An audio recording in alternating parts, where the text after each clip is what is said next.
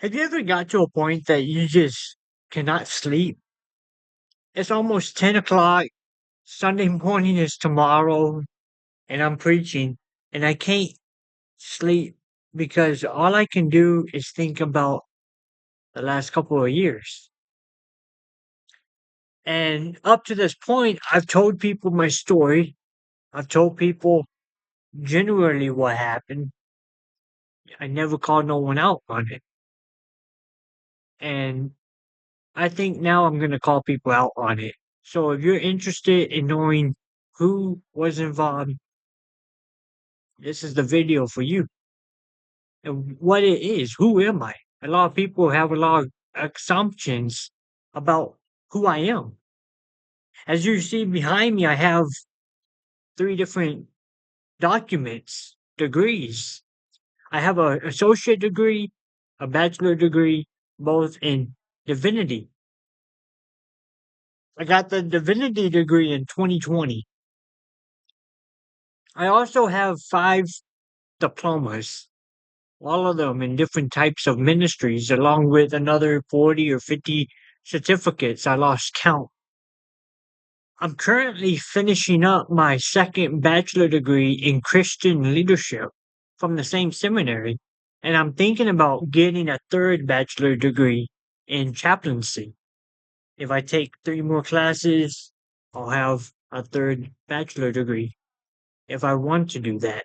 I don't know if I want to write another essay and but it's definitely a an option I have. I served 6 years in the United States Marine Corps. I spent half of my 20s homeless. When I was 19, I lost everything. I was at the top of the world. I had the money, I had the woman, I had the job, I had my truck, everything. My life took a huge leap to the top of the mountain at 19 years old. I was on top of the world. I was doing better than anyone in my family. And within 6 months, I lost everything. I lost the money I had. Bank account got dried up.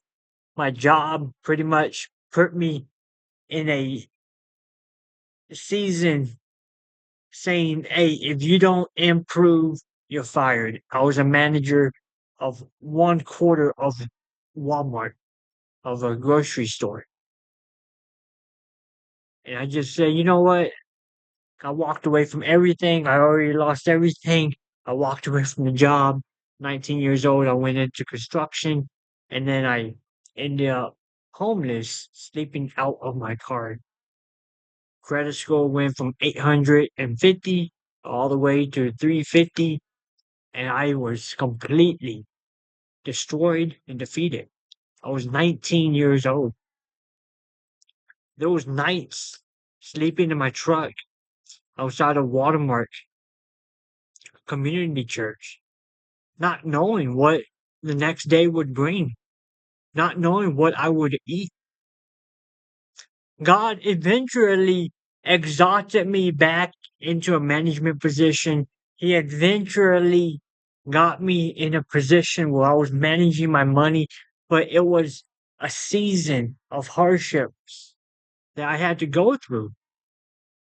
I had to learn a lot of lessons. I made every financial mistake possible. Every thing that they tell you not to do with your finances, I did every single one of those things. I got to a point when I was 21, I was pulling out loans to pay off other loans. My truck at the time was falling apart. It was breaking down all the time. I was finding myself like, the truck would break down in one part of town. Then I had to go and walk 6 miles to the auto shop and buy the parts that I need and then get the parts and walk all the way back almost every single month in my early 20s. And I was homeless. I remember Christmas Day was coming and it was Christmas Eve. And I was a manager for Walmart. And I remember my truck broke down outside of my job, and I had to tell my boss, "Hey, all of these shops are going to be closed up. To like AutoZone, O'Reilly, they're going to be closed because of Christmas. Can I get off early from work so I can go buy the parts to fix my truck?" And they're like, "Yeah, you can go do that." I bought the parts, and I'm outside Walmart trying to get the drum off the wheel, and the drum was welded onto the brakes. I spent Christmas Day sleeping in that truck outside of Walmart, my job. And that's when I told my bosses, I was like, this is my home. They were trying to take me home for Christmas. I said, this is my home.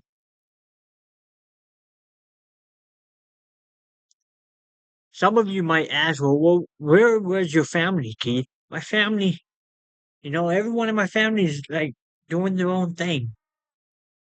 People are talking about this family thing. I don't know what that even feels like. I don't know what it feels like to have a dad, you know. My dad walked out on my mom when I was 3. Like I came from a broken home and I enter into my 20s homeless. But God restored my life. When I was 22, I joined the United States Marine Corps. I became a United States Marine. I went into the reserves because I was a manager for Walmart. So I go into the reserves thinking I'm going to have my military background right here on my resume. I'm going to have my Walmart management position on my resume. It's going to look great. I'm going to be set. I'm going to go into my 30s. I'm going to have this polished up resume with military background on it and management background on it. And I'm going to be able to find a good paying job. And this homelessness stuff that I'm going through, it's not going to happen no more. That was my plan. When I was 25, I was still homeless and I got into my third car accident. And by then I was doing Uber. I was driving Uber, so I was constantly getting in these car wrecks, and it wasn't because I was doing anything wrong. It's because other people were driving like crazy in Dallas. And when I was 25, around 24, 25, I got in this bad car wreck that hurt me so bad that to this day I still got problems with my back. But it put me in a situation where I enter into a lawsuit with an insurance company. And I was in this lawsuit for 3 years, right in the middle of my military contract. When I was in that lawsuit, I was also trying to get my back fixed. So I was seeing a chiropractor, and the chiropractor said you cannot work out.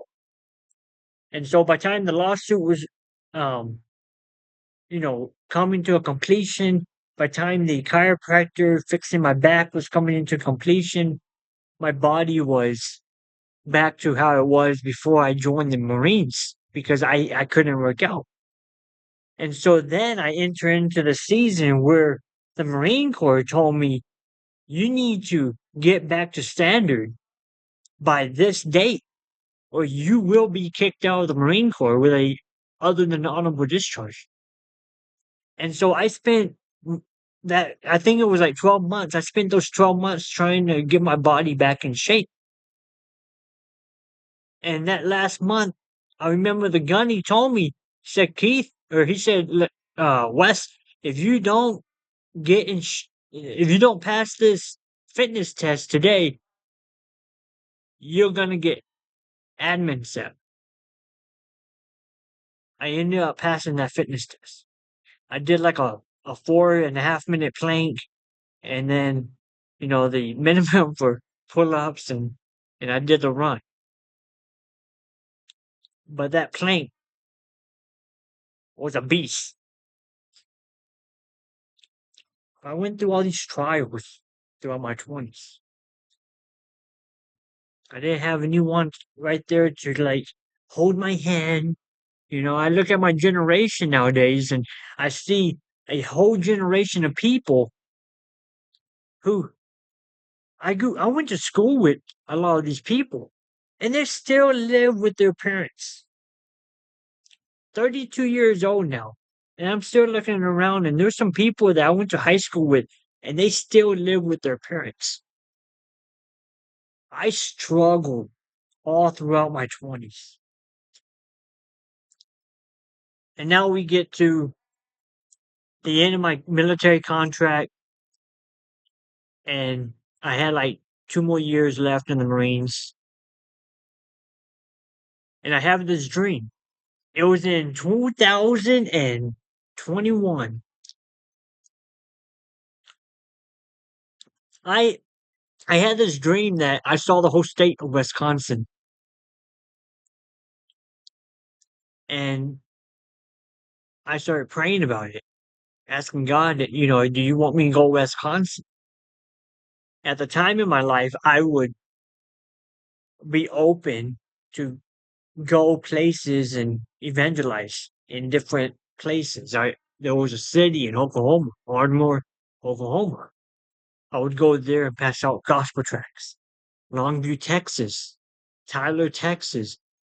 I wanted to move there so bad because I wanted to get out of Dallas, Texas. So I was trying so hard to move to Longview, but there was never jobs. But in 2021, I had this dream that I saw the whole state of Wisconsin. I started to pray about it and I considered, okay, I'm going to make a plan. I'm going to save up the money and I'm going to go up to Wisconsin and I'm going to see if I can do Uber up there. The reason that I decided to do that was because after I was praying about it, I would pick people up in Uber and they would tell me that I should go do Uber in Wisconsin. So I have this dream and then I started having encounters with people that would tell me to go do Uber in Wisconsin. And so I started thinking maybe I can go to one of the big cities. So I started looking at the map, Milwaukee, Green Bay. My plan was to go visit one of those cities. After I made my plan, a week later, I got in a car wreck. There was a truck in my blind spot, and I turned, and that car was going straight, and he was in my blind spot, hit my truck, or hit the truck hit my car, and my car was in the shop for 3 months. And this was during the time that the Biden administration was keeping all the car parts on the boats out in the ocean. And so they would only allow so many parts to come into the country.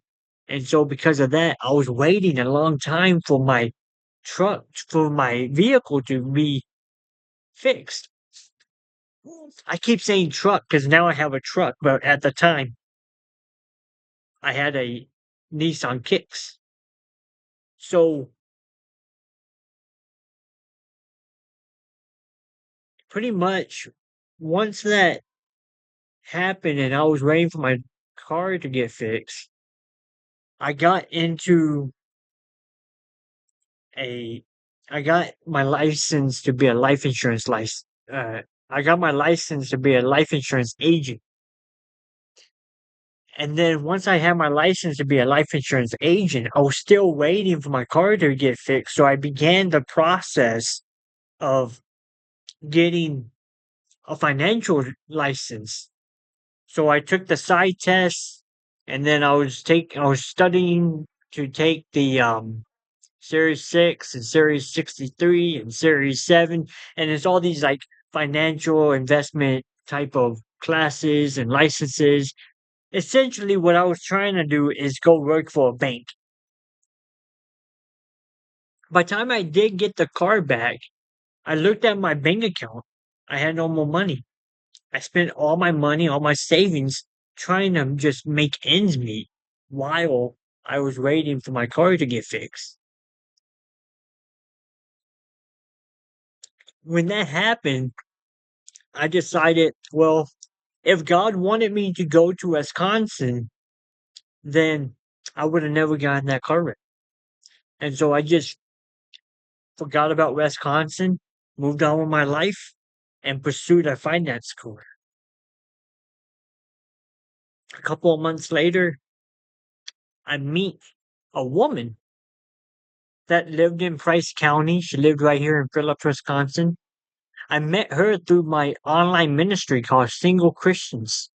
Single Christians is a online dating platform that I use to allow Christian singles to meet with each other, like a dating platform or a dating app, but it has ministry related stuff attached to it. So if you went to Watermark, you know about the porch.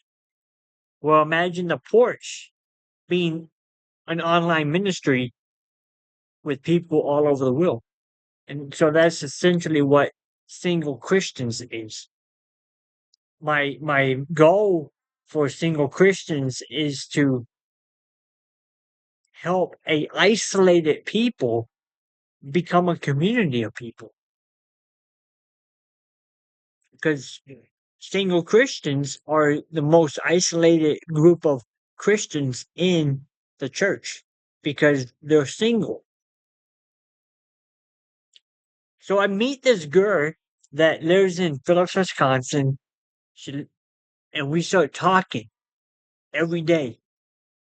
And when I saw that she lived in Phillips, Wisconsin, then the whole Wisconsin calling started to come back into my mind. And that's when I prayed and said, God, I will go to Wisconsin, but please, I don't want to go Phillips, Wisconsin. Why did I not want to come to Phillips, Wisconsin? Well, because I grew up in Dallas Fort Worth. Dallas Fort Worth is a big, major metroplex. I call it the hub of the nations because when I was doing Uber, I met people from all of the countries and all of the nations right there in the backseat of my car. I call it the hub of the nations.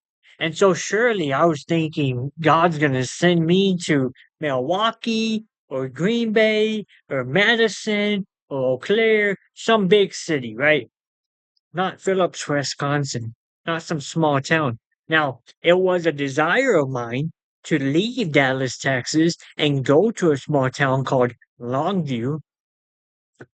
But the reason I wanted to go to Longview is because I went there for a construction job when I was younger, and I just fell in love with this with that area. And I- there's still a part of me that I'm in love with Longview, and Tyler, and just all of East Texas. But God directed my entire life to Phillips, Wisconsin. So what happened? How did it all happen? So the girl and I, we started talking and fell in love with each other. She came to me around, like, I don't know, the beginning of December, maybe the end of November. She asked me, she said, Keith, can you come for Christmas? Spend Christmas with me and my family. And I did not want to.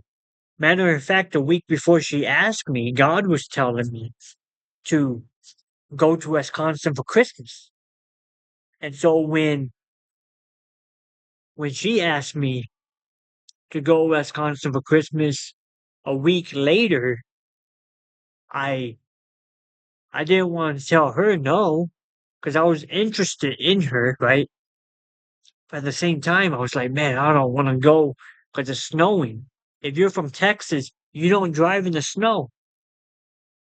And God's like, I want you to go to Wisconsin in December when it's snowing. The entire thing was a leap of faith. I did not want to come here in December. of 2021. I did anyways. So I come here, I meet her family, and when I got here, I'm telling you, I saw so many red flags in this woman. One red flag after another red flag. And the entire time, I was just telling myself, no one's perfect. No one's perfect. Maybe this is the woman that I'm going to get married to. And who am I to judge, right? And so, despite seeing all these red flags, I just kept on going. But as I kept on going, I could feel this like tension that her family did not like me. Her mom nicknamed me stupid poor city boy. She she said things to me that were hurtful too, that I was about to just grab my stuff during that time period I came for Christmas. I was about to just grab my stuff and go back to Texas because she said something to me. The woman that I was interested in said something to me during that Christmas time visit that it was uh, insulting and hurtful. And that's when I started to wonder, like, this can't be the one that I'm gonna get married to. And but then she came back and she was like, I'm sorry. I didn't mean to say that to you. And so when she said sorry to me, I thought to myself, I never thought that a woman would say sorry to me for something. So I gave her a second chance because she said sorry. And so I just stayed longer. And then finally, when I did, I went back home. And I get back home on January the 2nd. And I haven't worked at all during the 3 weeks. I was just in Wisconsin for 3 weeks with her and her family. And so I wasn't working. I ran out of money because of the gas driving back and forth. And so I get back to Texas. I had 20 bucks in my pocket. And I told her, I'm going to take this 20, make 200, turn 200 into 2000. I'll be fine. That's when she started to judge me and started to treat me real bad was in January. And I just kept on turning the cheek over and over and over and over. And then within a few weeks, I get a phone call from a business in Phillips, Wisconsin offering me employment. And so I told them, um, you know, my girlfriend's coming down to Texas. And so can you, can I wait to start working for you? Um, for like another month or two, so she can come to Texas. She can meet my family, and then after that, I will move up there and come work for you. And so that's what I did essentially. So I officially I moved up here in March of 2000 and 22. March happens to be the same month I accepted Christ into my heart in 2010. So in 2010 of March, I accepted Christ in my heart. My ministry begins a week later, and and then in 2022, I find myself in Northwest Wisconsin because of a call that God has given me.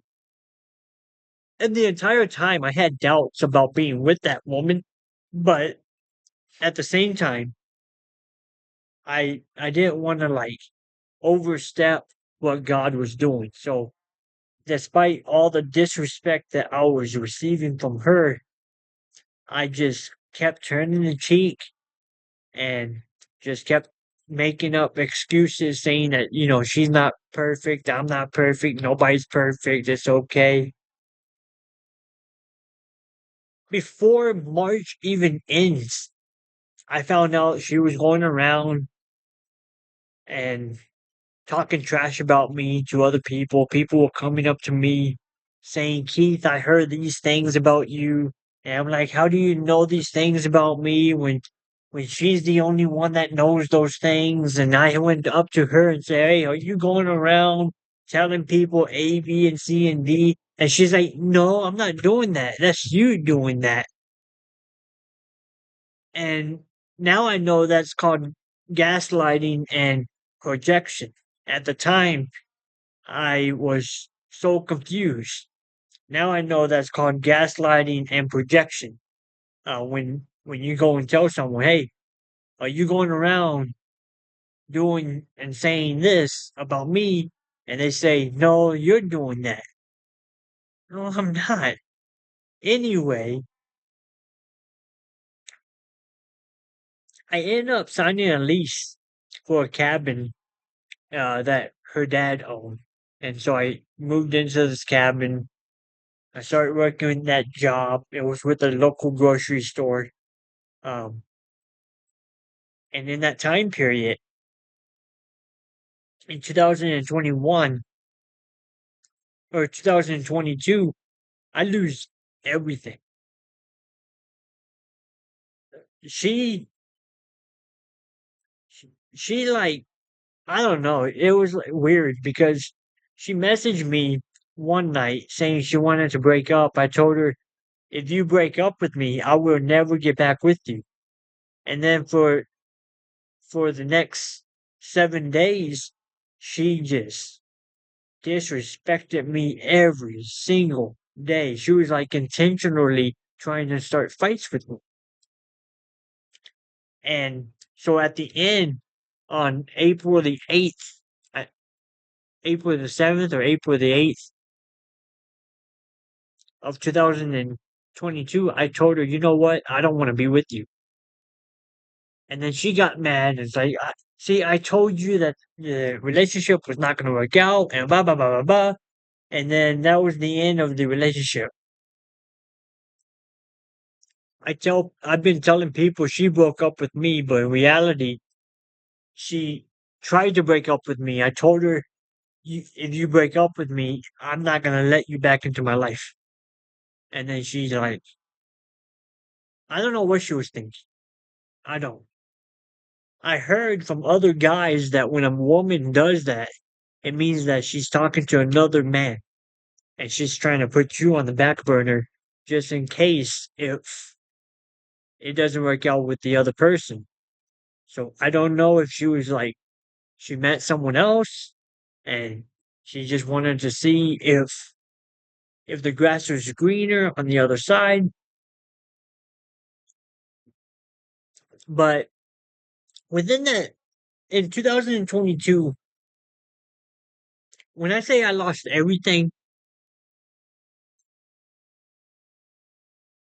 my financial career that I was pursuing, that was gone because I moved to Wisconsin and I had to take these tests in Texas and I did not take the test in time. Then the company that I was working with deactivated my contract because I didn't fulfill my side of the obligation. So my whole career in finance just went bye bye, right?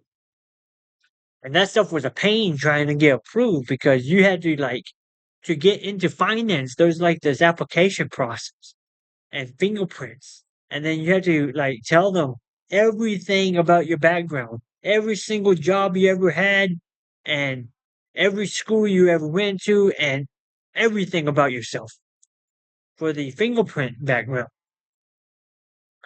And so, yeah, I I lost that opportunity for coming to Wisconsin. And I'm sure I can go back and get it back, but it was such a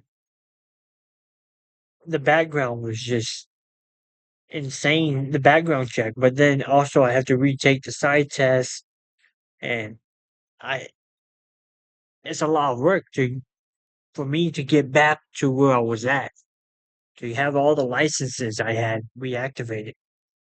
So I came to Wisconsin, following God out here, not really knowing why, taking a blind step of faith.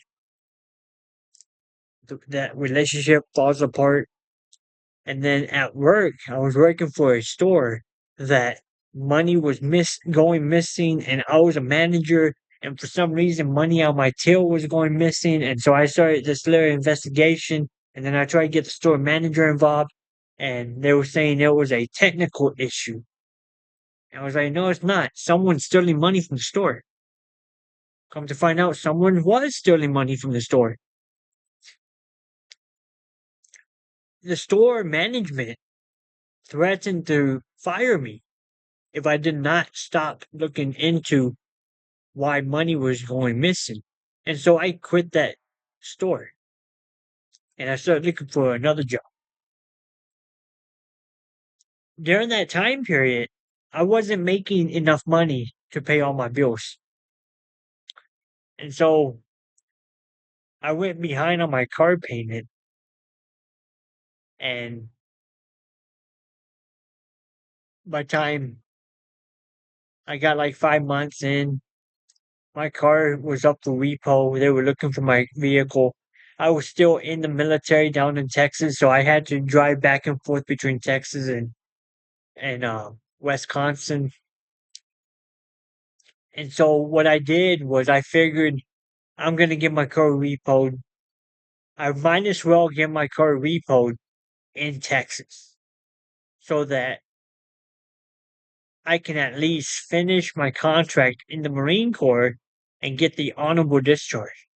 And so that's what I did is I just gave up on my entire life in Wisconsin, and I was so angry at God, and I left and I went back to Texas.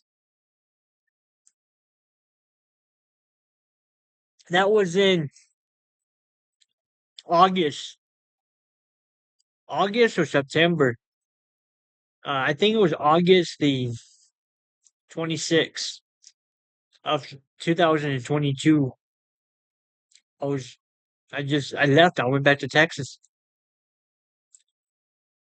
And then on September the 2nd, I was sleeping outside of a gas station, Bucky's out in Denton, Texas, and the repo company or the tow truck for the repossession company found me. They hooked up to my car, lifted the car up, and I was sleeping inside. I woke up, got out, and they said, your car is up for repo. We're taking it. You can grab whatever you need, but we're taking the car. And so I had my gun in a little box. I grabbed that. I grabbed my laptop. I grabbed a few more things, but and everything else I had was in a storage unit because I knew that they were gonna repo the car eventually. And so I put all my stuff into a storage unit beforehand. And I just had my laptop, my gun with me. And so when they took my vehicle, they left me 2 o'clock in the morning outside the Bucky's in Denton, Texas. And I'm just standing there with my gun in one hand inside of a box, not like the actual gun in my hand, but inside the box. And then my laptop in the other hand with just the clothes on my back.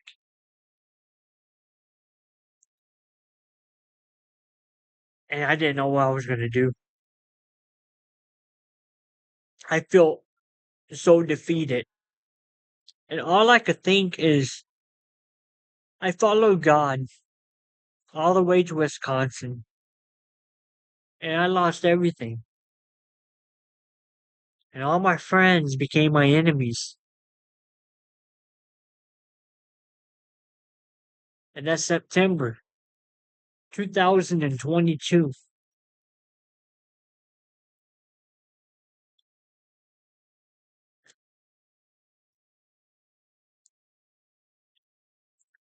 I got me an Uber to take me to my mom's house. I sat down outside the porch of my mom's house till she woke up. When she woke up, she got the mail, and I told my mom what happened. I went inside the house, and then my stepdad was like, "What are you gonna do, Keith?" I was like, "I don't know." I don't know. I don't know what I'm gonna do. I went on to the Uber app thinking, what can I do? I was driving Uber, right? When I was down there for that 1 week that I had the truck or I had that car, I was driving Uber. I was trying to get enough money to pay to get ahead back on payments with that car because I knew I can do it. I just needed like 1 or 2 more weeks. Hmm. So I look on the app. I saw that you can put like 500 down, get yourself a Tesla. So that's what I did. Uber. I had $700. I took 500. I went down to Fort Worth to where they kept the Teslas at. I signed the lease for a Tesla, and that's what I did. Got me a Tesla, and I went and I drove Uber day and night, every single day and night. Hmm.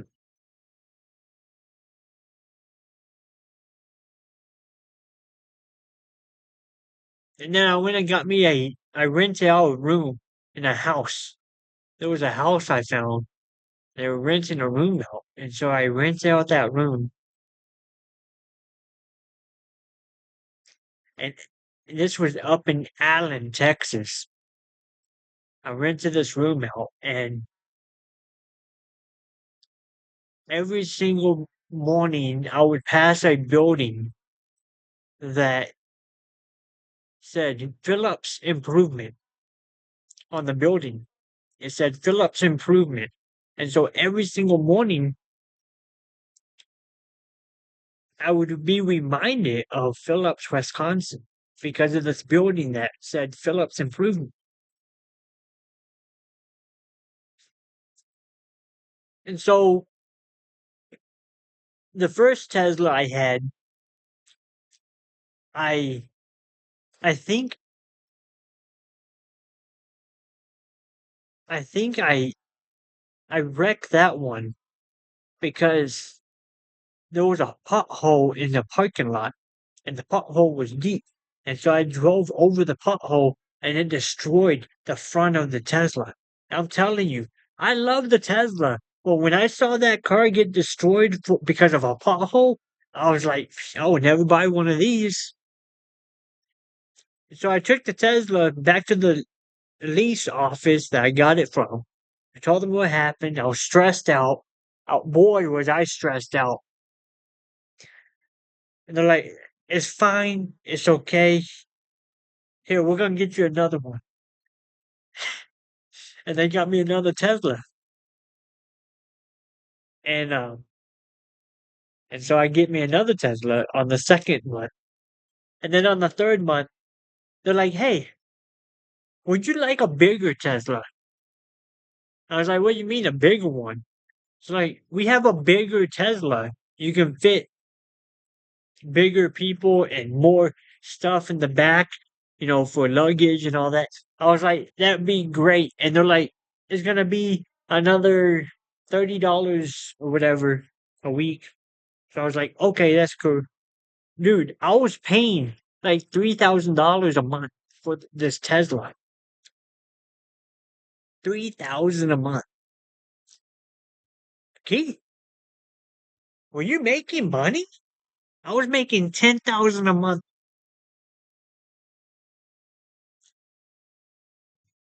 10,000 a month driving Uber with a Tesla. The only thing though is that when I would pick people up, they would think that I had money, and so they did not tip me because they thought that because I'm driving this Tesla that I have money or something, that I'm rich, not knowing that I'm actually leasing the vehicle. And so that was the only downside of it. I was making more money driving a gas vehicle um, with Uber than I did with Tesla, but boy, did I have fun. I picked this guy up from CTU, Christian Texas University. And this guy, He's like, man, I'm talking to this girl on this app and I'm gonna go meet with her all the way in East Texas. And I was like, dude, East Texas? Yeah, yeah. And I gotta be back because I got class on Monday morning. It's like, are you are you kidding me? How you gonna get back? Oh, I'll just get an Uber, take me back. I was like, you're not getting an Uber from East Texas to take you all the way back. The Ubers in East Texas drive to Dallas and do Uber and then they go back home. You're not getting no Uber from Longview to take you to Dallas unless they open that app up and they're not doing that. So I don't know what happened to that guy. All I know is his dad was paying for his college, and he kept on saying he was drunk, so he kept telling me, "Man, my dad's gonna be mad if he finds out." Yeah, yeah, he's gonna be mad. But hey, I had fun because those kind of people made it fun. By the time December came around in 2022, mm, I I heard that Carvana was gonna go bankrupt, and so what I did was I applied for a vehicle with Carvana, and I ended up getting approved, and I got me a vehicle with Carvana, and so now I can get rid of this Tesla, get me a gas powered vehicle, and then do Uber. When when I got that vehicle, a few things started to happen. First, my inbox on Indeed started to like populate. I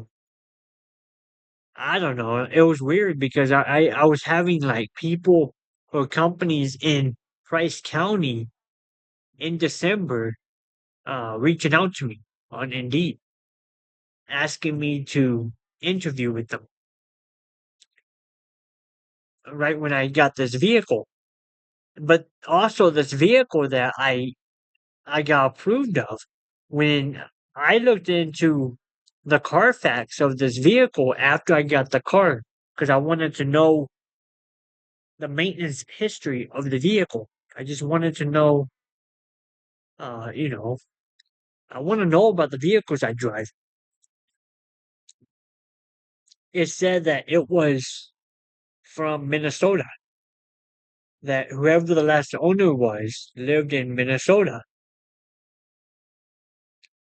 And because of that, I started thinking it's kind of weird that God helped me get a vehicle that the last owner was from Minnesota. Of all the vehicles I could have got, the vehicles from the Midwest.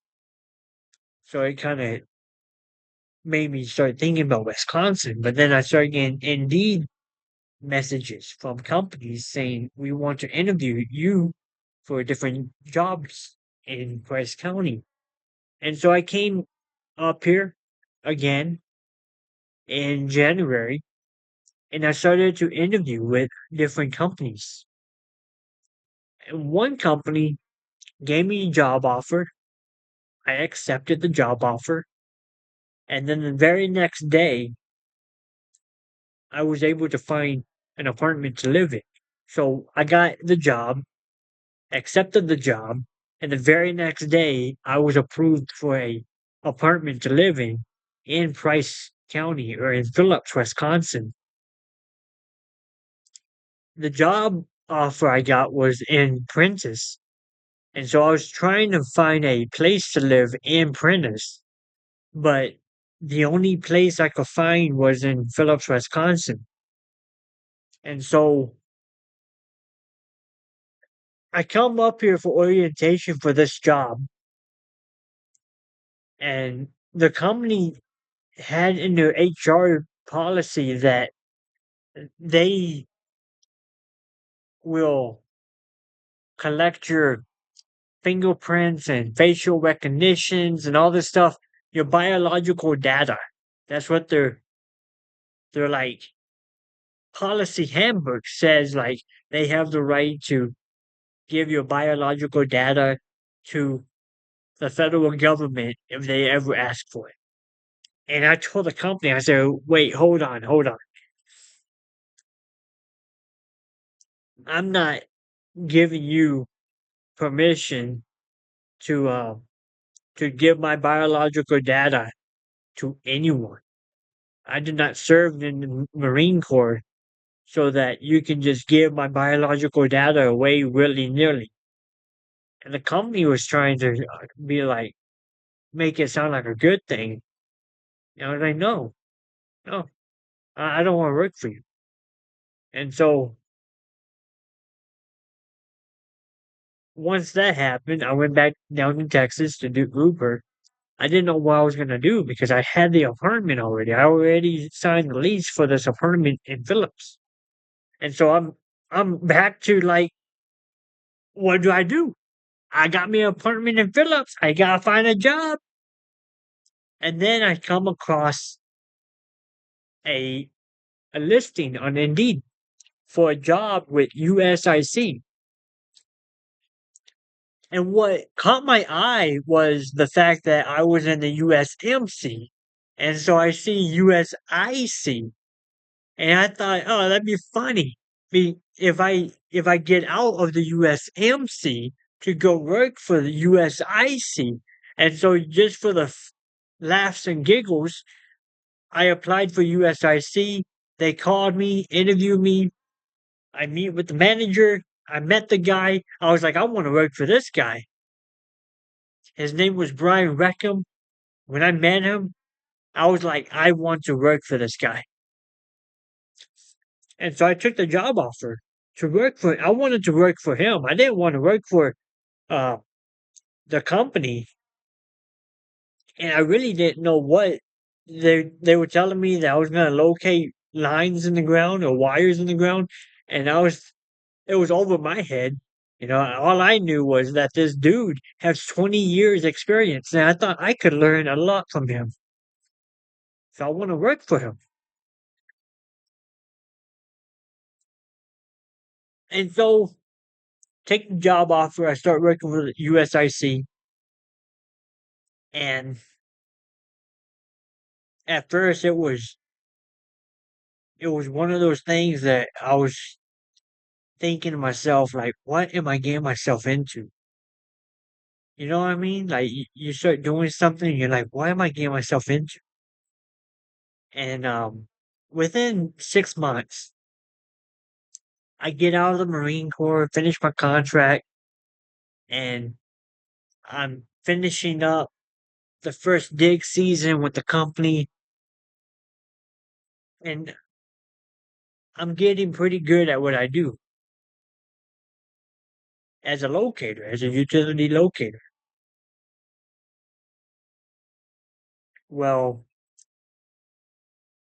around that time period, that's when another company was starting to offer me a job. It was another competitor, B&M. They kept asking me, come work for us. Come work for us. I was like, I don't know. I don't know if I want to work for you. Man, they wouldn't leave me alone. They would just ask me all the time, come work for us, come work for us. Just would not leave me alone. I was just like, you know what? If I ever want to quit or I get fired, I'll go work for B&M. And so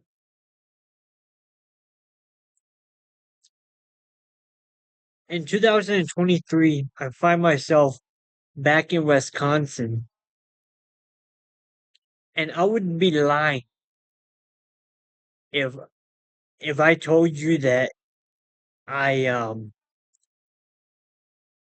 I wasn't angry at the time. You know, I was so angry and bitter and I was just in that season in my life where I was looking up at God, saying, "Vindicate me, God, vindicate me."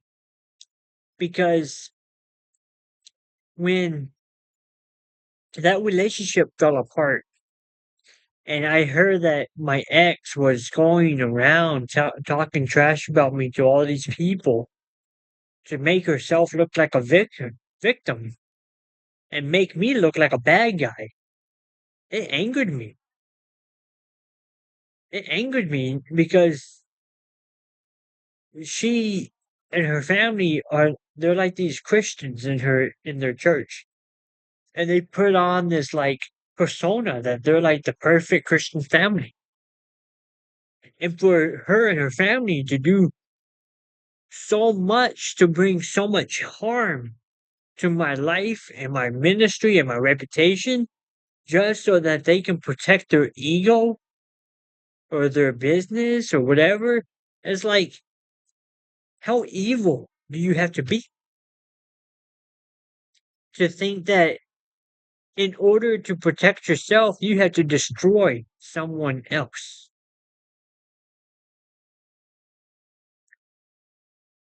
So I was angry about it, and I was asking God to vindicate me day and night. I was going to sleep at night. Vindicate me, Lord. Vindicate me, Lord. Vindicate me. Well, in September of 2023, my boss for this company called me.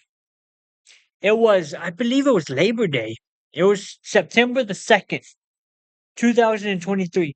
What's so significant about September the 2nd is September the 2nd of 2021 is the same day that I told my ex-girlfriend's dad in a text message that I want nothing to do with him or his family, and that he will never see me again or something like that. Because I was so angry at that family. So a year later, September the 2nd, my boss calls me, and he doesn't know anything about me. He doesn't know anything about them. He doesn't know anything.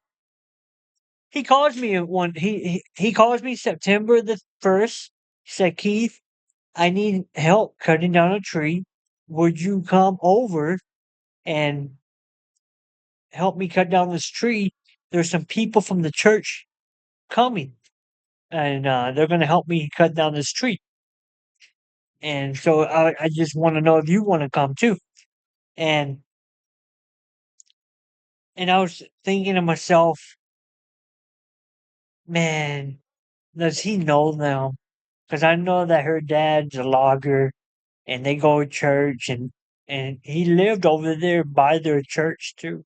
And so I asked him, I said, "Hey, what church you go to?" He said, "I go to Ogama." And I was like, Ogama. And I told him the story. I was like, "Look, man, my ex-girlfriend's dad's a logger. I want to know if he's going to be at your house." He said, "Well, what's their name?" I said, "Well, it's the," and I gave him the name of the family. And he thought about it for a minute. He's like, "No, I don't know nobody by that name." And so the next day I go to his house, and the first person from his church comes, and it's the family pastor. So he comes, and my boss said, "Do you know him?" And I was thinking to myself, I've seen him somewhere before, but I don't know where I saw him at. And then the second person comes, and it's my ex girlfriend's dad. On the anniversary that I told him that I wanted nothing to do with him or his family, and that he would never see me again. On the anniversary, he shows up to my boss's house, and we look at each other face to face, and boy, was he confused and angry to see me. And the whole time, even though I had like this anger, right? I couldn't help but think, this is God.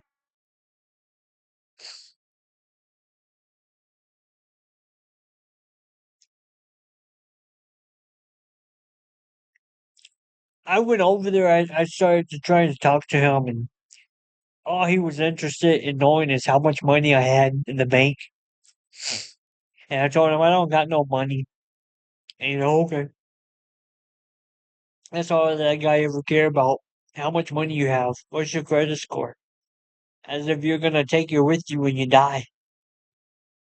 And and he kept on trying to talk about his daughter, and I didn't reply back to anything he had to say about his daughter. But that was crazy, man. On the anniversary, well,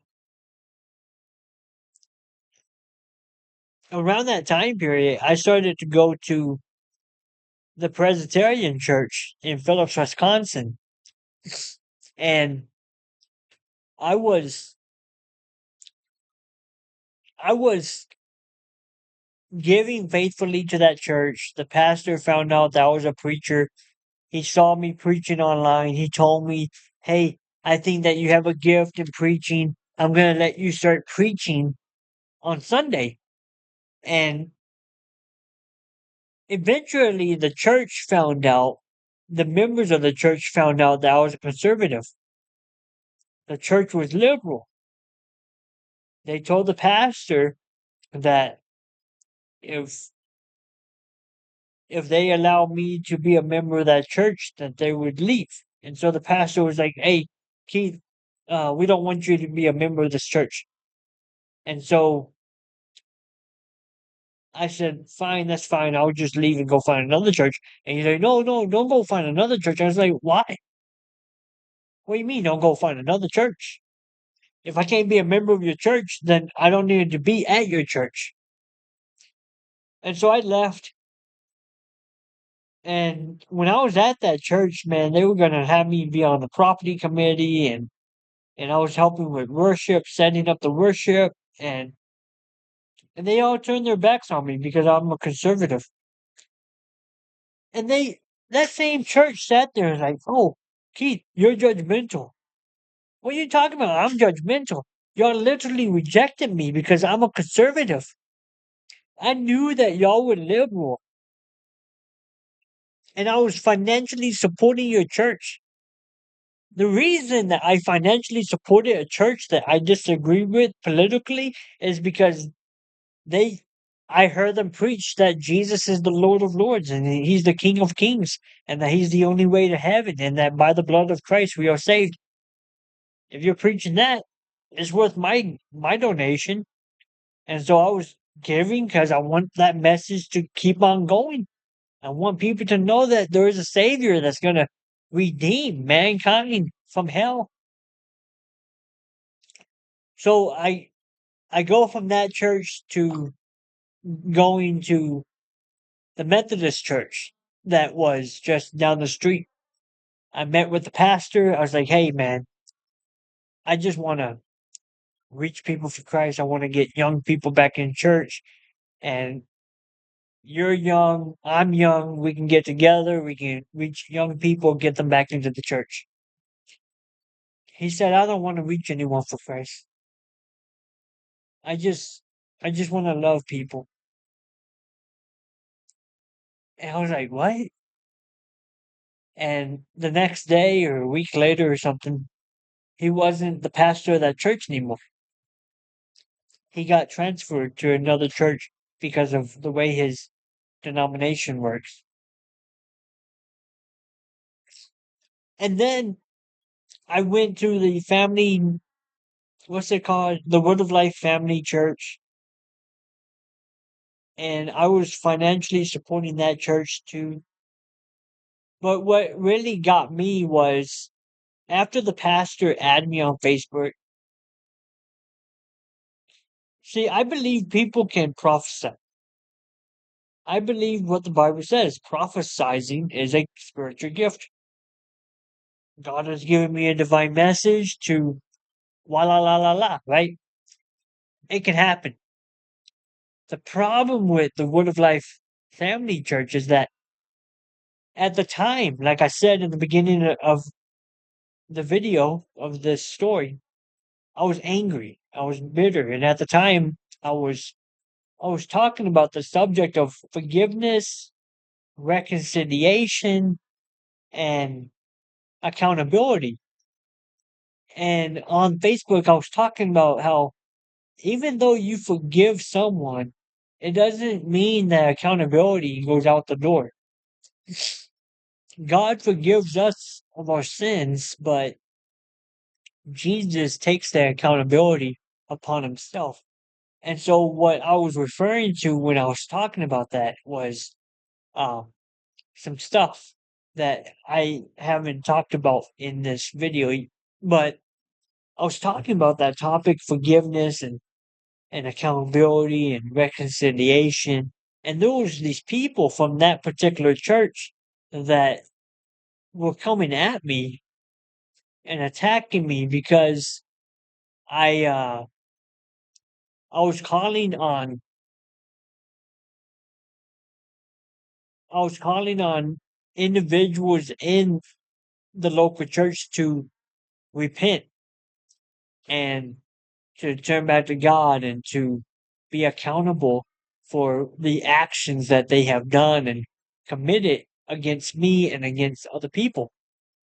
And people were coming at me saying, "Oh, kid, you need to forgive and forget." And I was like, "I do forgive, but that does not mean that I'm supposed to forget, right?" Everyone talking about, "Oh, forgive, but don't forget. Forgive, but don't forget," right? But if it has to do with someone that is an honorable family in Christ County that has committed a sin, well, we're supposed to forget about that. No, I'm gonna say the truth. I'm gonna say the truth, whether you like it or not. And so I was talking about the topic in that time period, in that little box. The pastor, Jason Brigg, stands up on stage and he tells the audience in the church, God has given me a divine message. Someone in the room, I don't know who, needs to forgive someone else. I went to Pastor Jason Brigg and I'm calling him out by name. And this is not slander, because slander is when and you lie to ruin someone's reputation. If you tell the truth and it ruins someone's reputation, I'm not the problem. The person is. I went to Jason Brigg of the Word of Life Family Church and I told him, why did you stand up on stage and say that God gave you a divine message that somebody needs to forgive, knowing very well that you were trying to give me a direct message? How come you didn't just come and tell me to my face? Why do you have to stand up on the stage and pretend that God has given you some special divine message? Because we both know that that person is talking to you about me, about the topic of forgiveness. And instead of you coming to me in person telling me I should forgive someone else, you stood up on stage, put words in the mouth of God, and made it look like you were prophesizing. There was moments when, and I'm sure he still does this now, but I've seen him do it, where Pastor Jason Briggs stands up on stage and says God gave him a message to someone in the audience, and then he says, "Oh, I'm sorry, I was wrong," and then he sits back down. The Bible says that if someone gives a message like that and they're wrong, that they are a false prophet. In the Old Testament, you would be put to death for that kind of stuff. So that's why I left the Word of Life Family Church, because Jason Brigg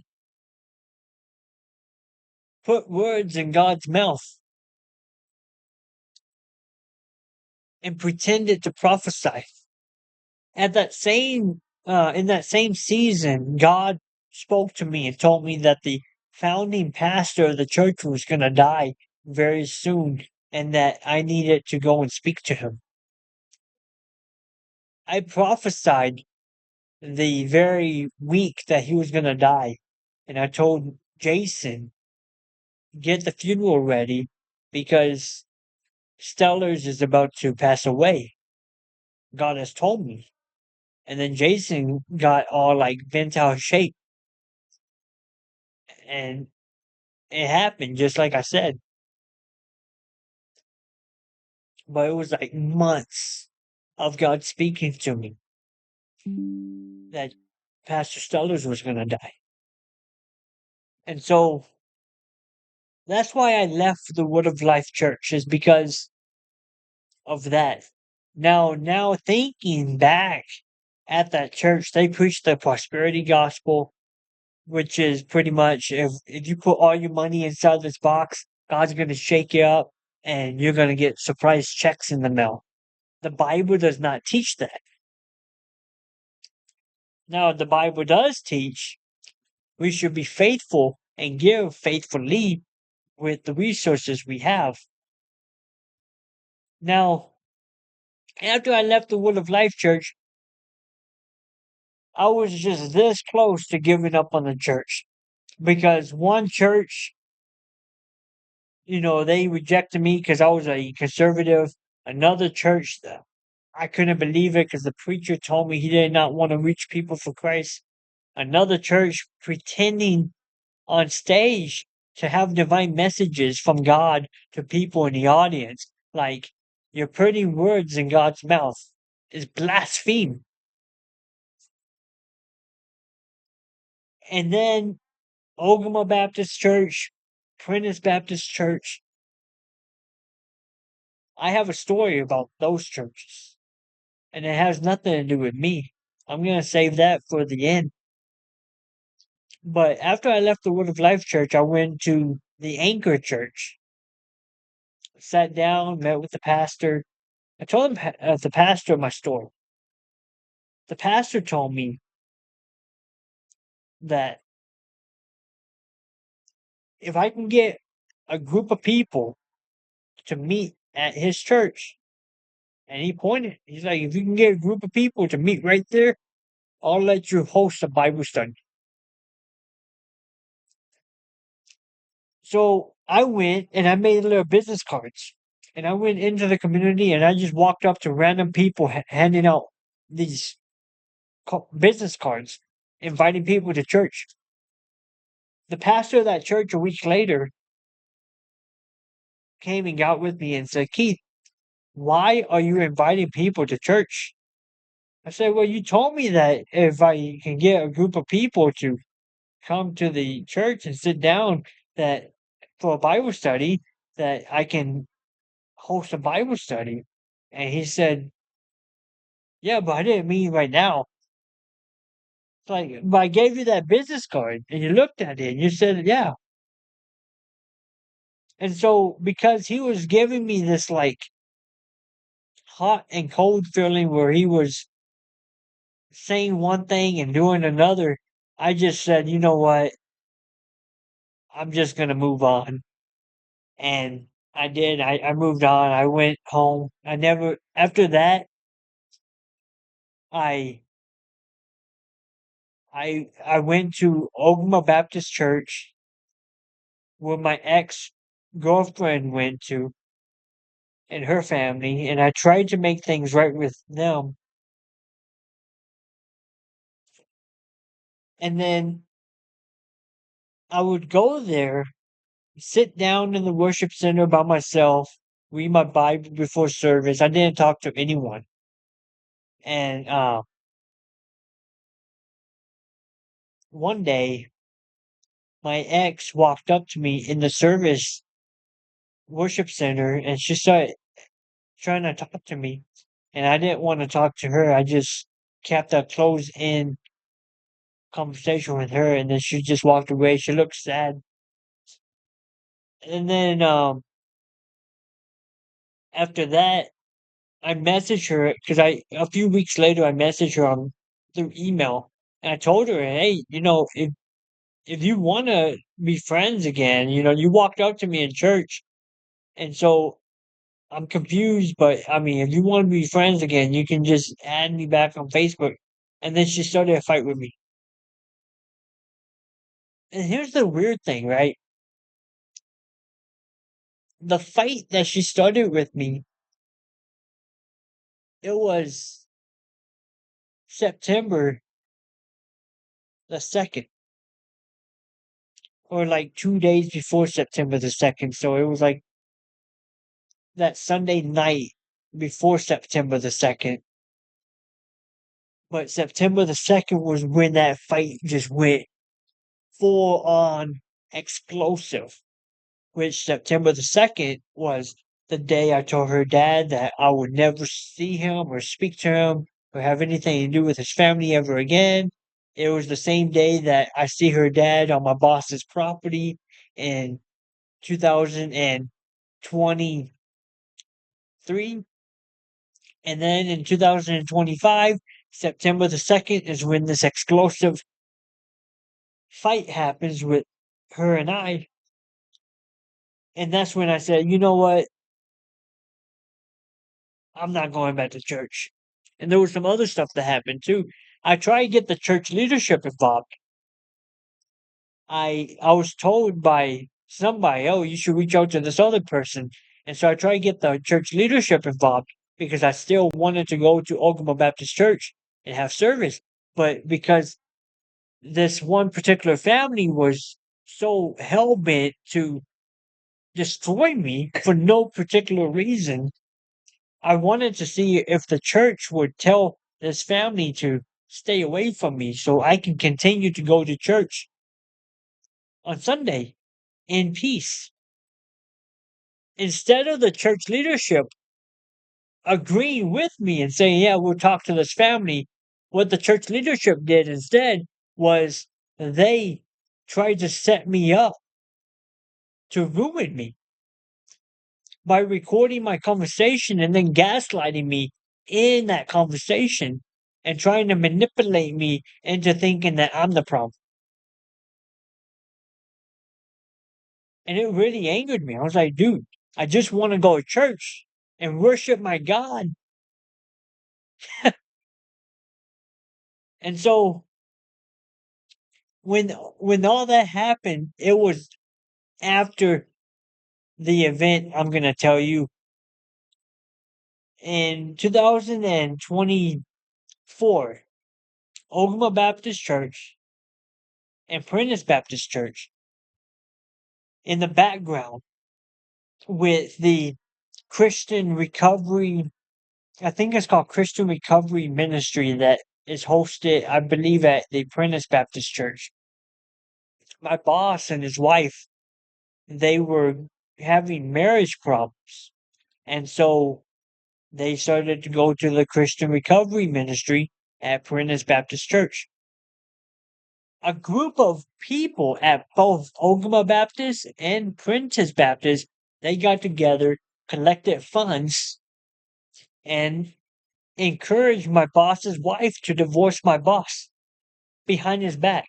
It happened in such a way that when my boss was gone, she was packing up bags and she left ASAP, just randomly. Caught my boss off guard. The next day, he had a restraining order brought to him. And I'm like, dude, you gotta slow down. You're telling me two churches got together and destroyed a marriage in Price County? Yes, I'm telling you that. Oklahoma Baptist, Prentice Baptist. Yeah. Yep. That's evil.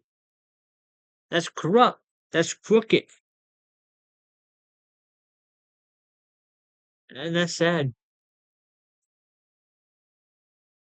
The same group that did that to my boss after I left Oklahoma Baptist Church, after that fight happened, the same group, there was members in that group that got together. They formed their little Bible study at someone's house, and then they tried to deceive me into packing up my bags, closing up my ministry, and going back to Texas.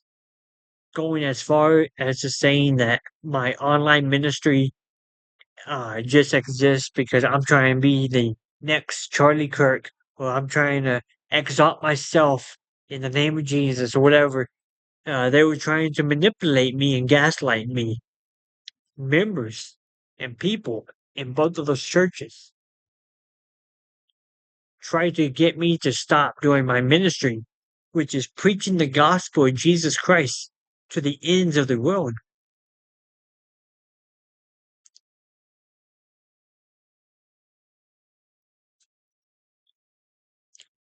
When I left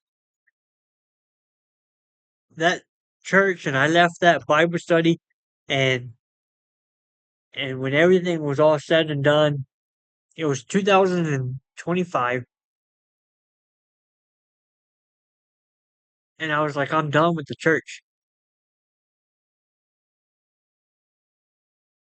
I'm done with the church. A guy that has a bachelor's of divinity, the guy that has a library of books, all religious books, the guy that has an online ministry, the dude that creates Bible studies. I study the Hebrew and the Greek. I know what scripture says about not forsaking the meetings, the regular meetings with one another. I got to the point in Bryce County and looking at the churches here, and I thought to myself, I'm done with the church. I don't want nothing to do with the church.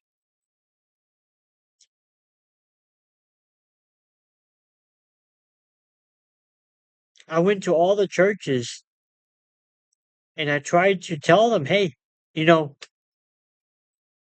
we can get together, we can be unified. We can get together, put our differences aside, be unified for one purpose, to reach the next generation for Christ. And all these churches told me no. All these churches told me to go ask someone else.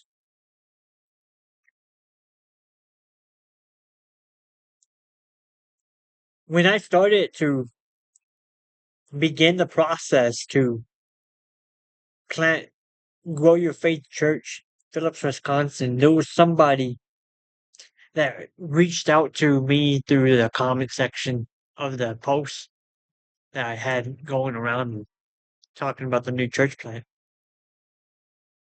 The person said, how come you don't go get Pastor Jason at the Victory Christian Center to help you out? He wants to reach the next generation for Christ too. After everything was said and done and I was done with the church, I gave all the churches one last chance to unify.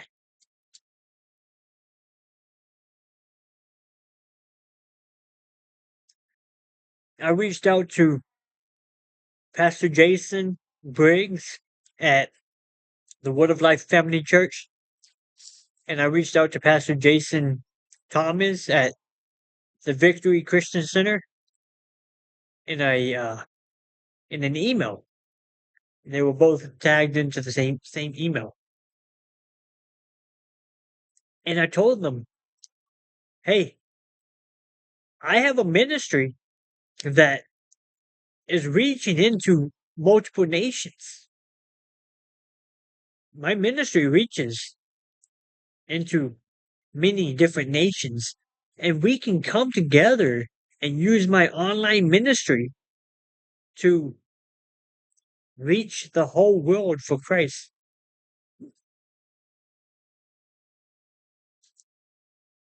It showed me on at the bottom of the Facebook message thing that they both view the message, they never reply back. And so I send them a message saying, "Hey, I see that y'all view my message. Y'all didn't reply back, so I'm just gonna take it as a no." Jason Thomas sends me a reply back real fast. It was like immediately, but it was like this long reply back. It looked like an article. And as I was reading it, it was so insulting. It was like he was downplaying my ministry, trying to make it look like my ministry was fake, calling me a fake preacher, saying that um, I wasn't going nowhere, that I wasn't going to do anything. The message he sent me was so well put together that it looked like it was AI. It looked like Pastor Jason Thomas at the Victory Christian Center Church took my message, put it into Gemini's AI thing, and said, "Give me a reply." Because it was so lengthy. The reply was so long. It was an article. The dude gave me a AI generated response, and it angered me. That angered me. Because how are you going to sit here and give someone an AI generated response?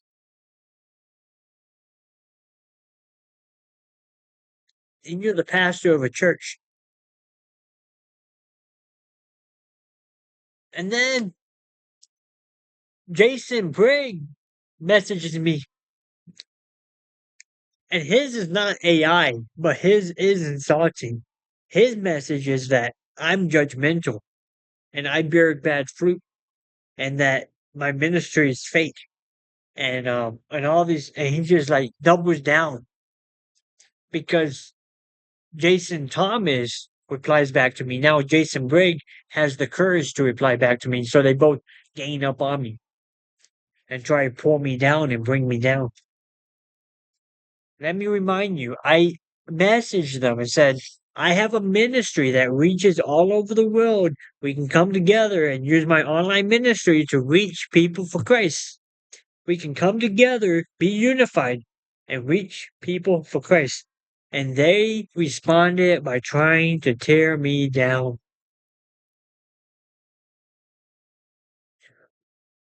I also asked Pastor Price at Ogama Baptist Church if he wanted to do the same thing. He said, I'll pray about it. Never got back to me. We all know when Christians say we'll pray about it, it means no. That's the fancy way of saying no. I'll pray about it. Christians that say I'll pray about it, you're not Christian. There's absolutely no way the Holy Spirit is living inside of you if your response is not no, but instead I'll pray about it.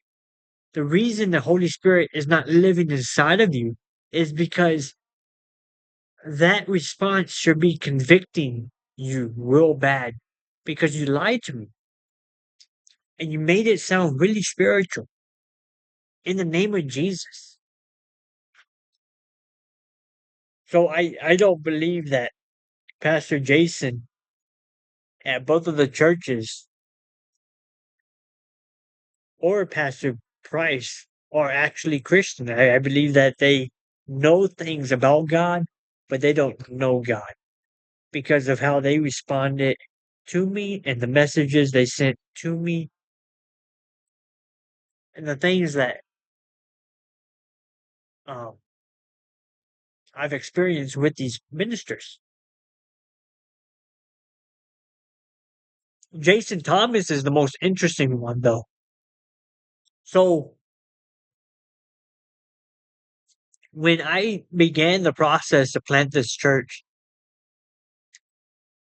I had that one individual that originally commented on my account asking me why I'm not working with Jason Thomas. She went out of her way to figure out who was following my ministry, and she was messaging them and trying to convince them to stop following my ministry. And so I had to block her because she was not only doing that, but also causing conflicts and strife in different messages and posts and sending me messages and trying to start fights with me. So I just blocked her. When I blocked her, her husband looked at my account. I blocked him too. When I blocked him, within 2 minutes, Jason Thomas's wife was looking at my account. I blocked her. And it within that whole day I was just blocking people because I could tell that it was like a group of people that they were coming together to come against me. So I just started block, block, block, block. I just blocked all these people. And that was the beginning of the church plant. So after that, a few weeks passed by and somebody walks into the church on like a Monday or a Tuesday or something. And this individual had like an issue with drugs and alcohol. He was on probation. People know who this guy is. And so we have this long conversation. I tell him my story. I tell him what's going on in the church. He tells me his story and his experience with the church. He brings his mom, and I tell his mom my story, and we all have this conversation for like 2 days. And then he comes back every single day. And then he asks me if he can get the, um, like an AA meeting go. And so we set up everything, we set up the packets, we're gonna get this AA meeting going. And then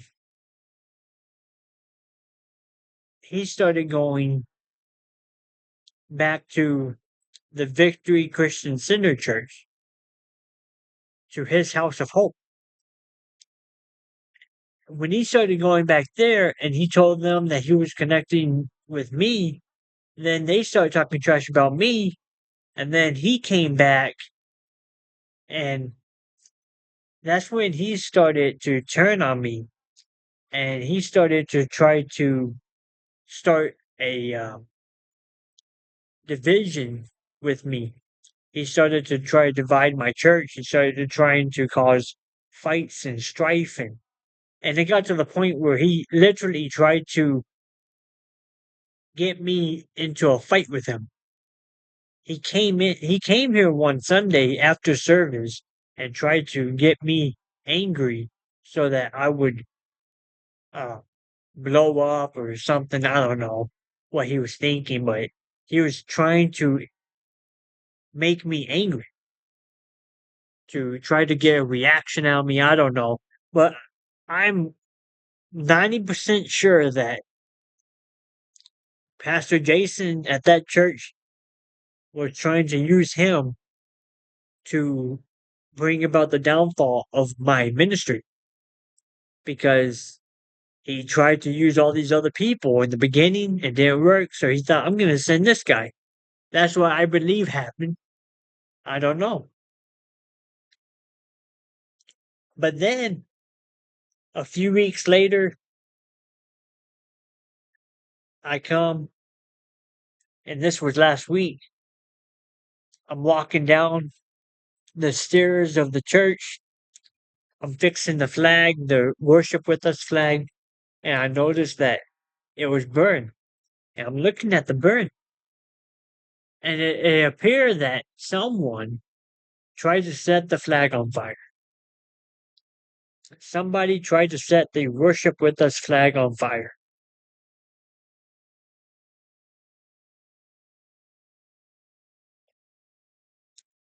The only church I've been having problems with is the Victory Christian Center Church with Pastor Jason Thomas.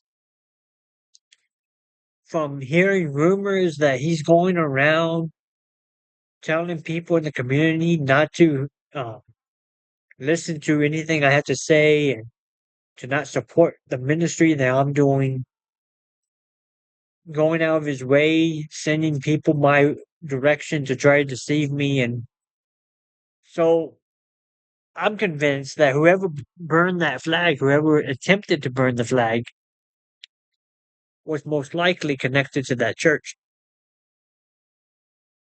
I don't know. But it's been a crazy, crazy couple of years. And all this started with a dream I had in 2021. I had a dream that I saw the whole state of Wisconsin, and here I am. I'm trying to plant a church in the middle of a city. And there's a bunch of churches everywhere. But I'm telling you right now, the churches in Price County, the churches in Phillips, Wisconsin, they are not the church. You might have a few people in those churches that are authentic Christians. But when I went to these churches and I met the pastors of the churches, I do not believe any of those pastors have a personal relationship with Jesus Christ. I don't. I don't. Now, I did not meet every single pastor in the church, but I met a lot of them. And the ones that I did meet, I have not yet found one that has an authentic personal relationship with Jesus Christ. I don't. I haven't met one. I wish I did meet one. I wish I could meet one pastor that is going to heaven. I wish I could. A lot of people they're, "Oh, Keith, you're so judgmental." No, you have to be truthful about these things. There is heaven and there is hell. There is God and there is without God. When you look at a city like Phillips, Wisconsin, and it's now a joke that Phillips, Wisconsin does not need any more churches and does not need any more gas stations. We have enough of them. It's a joke now. It's the biggest joke among outsiders is that we have a lot of churches, but no Christians. I go out here and I try to evangelize. I go out here and I try to hand out tracts. I try to hand out brochures about the church. I try to hand out business cards, and I see it on people's face. I see it on people's face of that they don't want nothing to do with the church, and it breaks my heart because I know the feeling. Because I'm the same way. I don't want nothing to do with the church, and I'm literally planting a church. I look at the people in Price County. I look at the people in the surrounding area, and it breaks me so much because I know Jesus is the only way to heaven. But so many people will end up in hell not because they heard the message and rejected the message, but because they saw the way Christians live. The Christians have rejected the message. The church has rejected God. And because of that, many more will reject God.